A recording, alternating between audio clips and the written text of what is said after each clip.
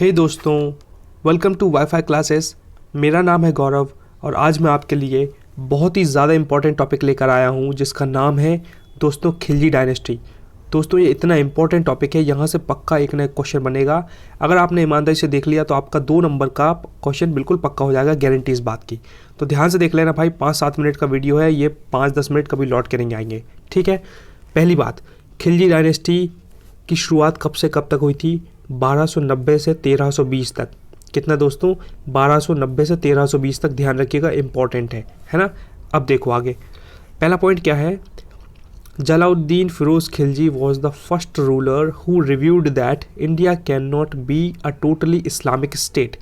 देखो भाई, पहली बात तो यह है कि भैया खिलजी डायनेस्टी का फाउंडर कौन था, फर्स्ट रूलर कौन था? उनका नाम था जलाउद्दीन फिरोज खिलजी, ठीक है। जिन्होंने क्या रिव्यू किया था? उन्होंने ये देख लिया था इंडिया में आके कि भाई ये इंडिया कभी टोटली इस्लामिक स्टेट नहीं बन सकता, मतलब पूरे इंडिया में हर जगह इस्लाम नहीं फैल सकता। ये बात वो समझ गए थे। कौन? जलाउद्दीन फिरोज खिलजी। ध्यान रखिएगा। सेकंड पॉइंट देखो भाई, second point, Alauddin Khilji was a ferocious ruler. देखो, जलाउद्दीन खिलजी की बात हो गई। अब सेकंड पॉइंट ये है कि अलाउद्दीन खिलजी की बात चल रही है and he was the ferocious ruler. आपने मूवी देखी होगी पद्मावत, जिसमें रणवीर सिंह ने खतरनाक लेवल की एक्टिंग करी है। तो मतलब फेरोशियस मतलब होता है खतरनाक, बिल्कुल। तो Alauddin Khilji was a ferocious ruler, है ना, खतरनाक था, बिल्कुल डरते ही नहीं था किसी के बाप से वो तो, ठीक है। ये देखो, third, his conquest were that of Gujarat ruled by Baghela king, Ranthambore, Chittor and Malwa and later to the south mainly by Malik Kafur. देखो बात ये लिखी है इसमें कि अपने अलाउद्दीन खिलजी ने कहाँ कहाँ जीत प्राप्त करी थी। गुजरात में कोई बघेला किंग थे, उन पर जीत हासिल करी थी। रणथंबोर अपने राजस्थान में वहाँ करी थी, चित्तौड़ में करी थी, मालवा पर करी थी और लेटर टू साउथ, बाद में साउथ पे भी करी थी, लेकिन मलिक काफूर की मदद से विजय पाई थी। तो ये 3-4 जगह है, इनका नाम याद रखिएगा, क्वेश्चन आ सकता है। एक बार फिर से बता दे रहा हूँ, his conquests were that of Gujarat ruled by Baghela king, Ranthambore, Chittor and Malwa and later to the south mainly by Malik Kafur. Malik Kafur जो उसके साथ में रहता था ना, अलाउद्दीन खिलजी के साथ में, रणवीर सिंह के साथ में, देखा होगा आपने, है ना। तो इम्पोर्टेंट बंदा, उसको इम्पोर्टेंट बोलते हैं इंग्लिश में, समझ गए। तो इम्पोर्टेंट जो बंदा था वो मलिक काफूर था, ठीक। फोर्थ, ही अबॉलिश्ड जमींदारी इन खलीशा लैंड। दोस्तों अलाउद्दीन खिलजी बहुत शानदार आदमी भी था मेरे हिसाब से, क्योंकि उसने ज़मींदारी टैक्स हटा दिया था। ही अबॉलिश्ड ज़मींदारी इन खलीशा लैंड, वहाँ की कोई लैंड थी खलीशा नाम से, तो वहाँ उसने ज़मींदारी सिस्टम हटा दिया था। वरना क्या करते हैं लोग, टैक्स लेते हैं ज़मींदारी नाम से, है ना, कि ये वाला टैक्स दो, ये वाला दो, हम ज़मींदार हैं, हमको इस धरती का टैक्स चाहिए है, तुम इस पर मतलब जो भी अनाज बो रहे हो, है ना, जो भी उगा रहे हो, तो उस सब का टैक्स चाहिए। लेकिन ये बंदे ने अबॉलिश कर दिया था, सब खत्म कर दिया था, तो ये अच्छी बात थी। फिफ्थ पॉइंट देखो भाई, no iqta was allotted in Doab area. दोस्तों सबसे पहली बात यह है कि डोआब मतलब क्या होता है? डोआब मतलब वो होता है जहाँ बहुत सारी नदियाँ निकलती हैं ना, उसको बोलते हैं डोआब एरिया। जैसे उत्तर प्रदेश से कितनी सारी नदियाँ निकलती हैं, गंगा, मंगा, यमुना, सब मिल के जाती हैं, तो उसके आसपास का एरिया बहुत उपजाऊ रहेगा, उसी को बोलते हैं डोआब एरिया। क्योंकि यहाँ पानी पानी बिल्कुल नदी जा रही बह के, तो आसपास का एरिया बहुत उपजाऊ और बहुत ज़्यादा फर्टाइल रहेगा। यहाँ कुछ भी आप लगाओगे, कुछ भी उगाओगे, तो बहुत अच्छी फसल उगेगी आपकी, इसलिए उसको बोलते थे डोआब एरिया। तो वहाँ भी कोई टैक्स नहीं था, तो ये भी बहुत प्यारी बात है। वरना लोग क्या करते हैं, मतलब ऐसी जगह बहुत टैक्स लगाते हैं जहाँ बहुत ज़्यादा उपज हो रही है किसी चीज़ की, तो ठीक है। तो no iqta was allotted in Doab area. दोस्तों बिल्कुल कॉन्सेंट्रेट करके पढ़ना, क्योंकि ये कंटेंट मैंने मनोहर पांडे की अरिहंत की एक 25-30 रुपये की नीले कलर की बुक आती है ना, वहाँ से लिया है प्रॉपर। अगर आपने ये वीडियो देख लिया ना, तो आपको किसी बुक में जाने की ज़रूरत नहीं है, सारा कंटेंट वहीं से लिया मैंने प्रॉपर, है ना। तो टेंशन मत लीजिए, अच्छे से पढ़िए, आपको पक्का समझ में आ रहा होगा। सिक्स्थ पॉइंट क्या है दोस्तों? Alauddin adopted the policy of blood and iron in tackling the Mongols. भैया अलाउद्दीन खिलजी बड़ा खतरनाक रूलर तो था, उसने स्टार्टिंग में क्या किया था, उसने ब्लड और आयरन की पॉलिसी को अपनाया था, बिल्कुल खून खराबा मचा देना, मतलब मार धाड़ वाली उसने रूल अपनाया था कि सबसे पहले जाओ और मार धाड़ मचा के माहौल को बिल्कुल अपने कंट्रोल में लाओ, उसके बाद चीज़ों को अपने हिसाब से करेंगे। तो मतलब उसका यही था कि बहुत खतरनाक रूलर था वो, इसलिए Alauddin adopted the policy of blood and iron in tackling Mongols. जो मंगोल्स बाहर से आते थे ना, वो लड़ने के लिए, उन लोगों को हैंडल करने के लिए ब्लड एंड आयरन पॉलिसी अपनाई थी। तो क्वेश्चन सीधा सीधा आ सकता है कि who adopted the policy of blood and iron. तो आपको पता होना चाहिए कि वो नाम है अलाउद्दीन खिलजी, ठीक है। 7th पॉइंट देखिए दोस्तों, ही बिल्ट हौज खास, ये बहुत इंपॉर्टेंट है, क्वेश्चन सीधा आएगा, हु बिल्ट हौज खास, है ना, तो आपको पता होना चाहिए अलाउद्दीन खिलजी। आगे बढ़ते हैं, ही built Hauz Khas in Delhi and added entrance door to Qutub Minar, he also introduced market reforms. अब ध्यान से सुनो, मैं एलेबोरेट करता हूँ। पहली बात तो उसने हौज खास बनवाया, कहाँ बनवाया, एक बढ़िया सा हॉल बनवाया, एक बढ़िया सा मतलब गेस्ट लोगों को इनवाइट करने के लिए एक जगह बनवाई दिल्ली में, ठीक है, तो ये बहुत इंपॉर्टेंट है। इस तरीके के क्वेश्चन रेलवे वो होता है ना, एसआई का एग्ज़ाम होता है और ये कांस्टेबल वगैरह का होता है, या एसएससी सीजीएल सीपीओ, जिन नॉर्मल एग्जाम में वन लाइनर के क्वेश्चन आते हैं, तो सीधा सीधा क्वेश्चन आ सकता है कि हौज खास दिल्ली में किसने बनवाया था, अलाउद्दीन खिलजी ने, और एंट्रेंस डोर कहाँ बनवाया था, जो कि कुतुब मीनार भी दिल्ली में है, तो कुतुब मीनार के वहाँ एंट्रेंस डोर भी किसने बनवाया था, अलाउद्दीन खिलजी ने। और ही ऑल्सो इंट्रोड्यूस्ड मार्केट रिफॉर्म्स, उसने कुछ मार्केट में कुछ स्ट्रेटजी, कुछ रिफॉर्म लेके आया था कि भाई मार्केट इस तरीके से चलना चाहिए, मार्केट इस तरीके से नहीं चलना चाहिए, तो ये सब चीज़ें इंट्रोड्यूस किसने करी थी, अलाउद्दीन खिलजी ने। ओके, 8th पॉइंट देखो दोस्तों, he adopted the title of Sikandar Sani, बहुत ज़्यादा इंपॉर्टेंट क्वेश्चन है, कभी भी छप सकता है, मतलब एग्जामिनर बहुत टैलेंटेड है, यही पूछेगा वो, who adopted the title of Sikandar सानी, आपको पता होना चाहिए अलाउद्दीन खिलजी, वो ऑप्शन दे देगा भैया, जलाउद्दीन खिलजी, अलाउद्दीन खिलजी, अशोक फशोक और पता नहीं क्या क्या दे देगा। आपको अगर सही आंसर पता है तो आप टिक मारोगे और आगे बढ़ोगे और सिलेक्शन ले लोगे, ठीक है, इसलिए अच्छे से पढ़ लेना भाई। 9th पॉइंट क्या है, built permanent army and introduced चेहरा एंड ढक सिस्टम, अपने अलाउद्दीन खिलजी ने एक परमानेंट आर्मी बनवाई थी, है ना, परमानेंट आर्मी बनाई थी और इंट्रोड्यूस किया था चेहरा एंड ढक सिस्टम। ये मतलब कुछ अपनी आर्मी की पहचान करने के लिए उसने चेहरा और ढक सिस्टम स्टार्ट करा था, ताकि दूर से पता चल जाए कि भाई ये मेरे खिलाड़ी है, मेरे सैनिक है।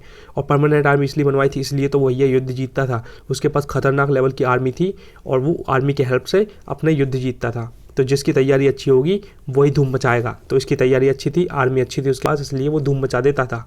ऐसा नहीं है कि मुंह उठा के चलेगा कहीं ग्राउंड में तलवार लेके, छोटे चक्कू वक्कू लेके, और वहाँ से सामने वाला आया तो उसने पछाड़ दिया उसको, ऐसा नहीं है। फुल तैयारी रहती थी भाई की, बहुत डेडिकेशन रहता था, तब जाकर वो जीतते थे। कहते थे बाबर जो है ना, बाबर जिस भी फाइट में लड़ने जाता था ना, उसके 4-5 दिन पहले इन्वेस्टिगेशन कर लेता था ग्राउंड में जाके कि भाई यहाँ क्या है, यहाँ गड्ढे हैं, यहाँ नाली निकल रही है, यहाँ पानी बह रहा है, तो मैं कहाँ से अटैक करूँगा, यहाँ थोड़ा गड्ढे टाइप के हैं, यहाँ मैं छुप सकता हूँ, यहाँ से बंदा आएगा मैं यहाँ से अटैक कर दूँगा, इस तरीके की इन्वेस्टिगेशन करता था, तब जाके वो युद्ध जीतता था बाबर। तो मतलब तैयारी तो हर जगह करनी पड़ती है, भले ही वो एग्ज़ाम हो चाहे युद्ध के मैदान हो, ठीक है। ये देखो भाई, ये 10th पॉइंट है, ही was the first Turkish sultan who separated religion from politics, ये तो बहुत शानदार बात थी। ये भैया अपने अलाउद्दीन खिलजी ने अपने धर्म को पॉलिटिक्स से बिल्कुल अलग रखा, मिला जुला नहीं दिया उसने, मतलब ऐसा नहीं किया कि रिलीजन की हेल्प से पॉलिटिक्स में राज कर रहा है वो, है ना, उसने रिलीजन को अलग रखा, पॉलिटिक्स को अलग रखा, ये कि बहुत अच्छी बात है। 11th पॉइंट क्या दोस्तों, फटाफट पढ़ लो फिर रिवाइज करवाऊंगा। His court poets were Amir Khusro and Mir Hasan Dehlvi, बहुत ही ज़्यादा इंपॉर्टेंट, 110% क्वेश्चन आ सकता है, क्योंकि क्वेश्चन आते हैं ये वन लाइनर वाले जितने भी एग्जाम है ना, CGL CPO CHSL, है ना, रेलवे मेलवे SI दिल्ली पुलिस, इधर से क्वेश्चन आता है। एग्जामिनर क्वेश्चन पूछेगा भाई कि अमीर खुसरो किसके कोर्ट में था, किसके शासन में, किसके कोर्ट में था, किसके शासन था उस टाइम पे, तो पता होना चाहिए अलाउद्दीन खिलजी के टाइम पे, अलाउद्दीन खिलजी के कोर्ट में अमीर खुसरो नाम का बंदा था भैया। दूसरा क्वेश्चन ये आ सकता है कि हसन दहलवी नाम का मीर हसन दहलवी किसके कोर्ट में था, अलाउद्दीन खिलजी के कोर्ट में था, अच्छे से याद रख लेना। मैंने ऐसे याद किया था भाई कि जी अमीर के अंदर आ रहा ना मीर, और यहाँ भी आ रहा मीर, है ना, तो मैंने अमीर बना लिया उसको। अब यार अलाउद्दीन खिलजी इतना खतरनाक रूलर था, वो इतने पैसे लूट के ले आता था, लड़ाई करता था, तो उसके पास खूब माल था, पैसे वैसे खूब थे, तो जब अलाउद्दीन खिलजी के पास माल रहेगा तो ये बंदे घुइयाँ थोड़ी छिलेंगे, इनके पास भी बहुत माल रहेगा, उसी के डिपार्टमेंट में था ना, तो ये भी मीर मतलब ये भी अमीर थे, वो भी अमीर था तो ये दोनों भी अमीर थे। इस तरीके से मैंने याद किया, शायद आपको हेल्प मिलेगी। फटाफट रिवाइज करवा देता हूँ और 5 मिनट के अंदर पता चल जाएगा किसने ईमानदारी से पढ़ाई करी है और किसने मनोरंजन करके अपना टाइम बर्बाद किया, अपने टाइम की ऐसी तैसी करी है। क्वेश्चन पूछूंगा भाई, फटाफट रिवाइज कर लो, 2 क्वेश्चन पूछूंगा मैं, ठीक है। स्टार्ट करता हूँ फटाफट। खिलजी डायनेस्टी की बात चल रही है दोस्तों, 1290 से 1320 तक था उनका साम्राज्य, ठीक है। पहला रूलर कौन था, जलाउद्दीन खिलजी था, who was the first ruler who reviewed that India cannot be a totally Islamic state। इसने भैया समझ गया था कि यहाँ इंडिया टोटल इस्लामिक स्टेट कभी नहीं बन सकता। Second point, Alauddin Khilji was a ferocious ruler, बड़ा खतरनाक रूलर था भैया अलाउद्दीन खिलजी। थर्ड पॉइंट है his conquest were that of Gujarat ruled by Baghela king, Ranthambore, Chittor, Malwa and later to the south mainly by Malik Kafur की मदद से उसने साउथ में भी धूम मचाई थी, वहाँ भी मतलब राज किया था। ही अबॉलिश्ड जमींदारी इन खलीसा लैंड, अच्छे से पढ़ना, रिवीजन कर लेना, पूछूंगा question. No iqta was allotted in Doab area, ठीक है।